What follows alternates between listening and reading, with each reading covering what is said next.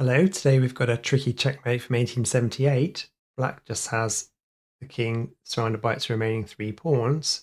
White has the king, pair of knights, the bishop and the queen.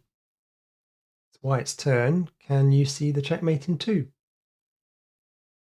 Moving the knight to c7, checking the black king doesn't get you a mate in two. The king can move to d6 and then check with the queen, but black can block with the pawn.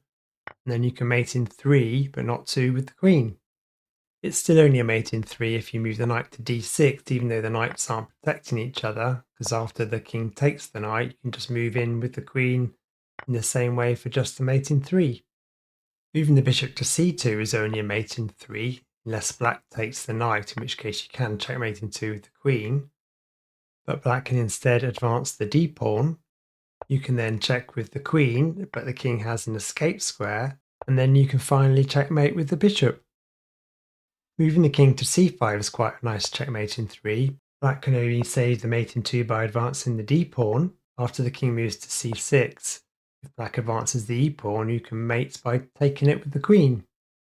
Or if black advances the f pawn, you can move the queen to d7 to mate in three.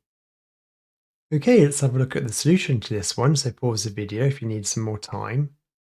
To get the checkmate in two for white, you need to move the bishop to a4. If black pushes the e pawn, you can then take the pawn with the queen to checkmate in two. If black decides to take the knight with their king on d5, you can just move the bishop back to b3 to checkmate in two. If black pushes the f pawn, you can move the queen to g8 to checkmate in two. And if black advances the d pawn, you can move the knight to c7 to checkmate in two. Okay, that's it for now. Please like and subscribe, and I'll see you next time.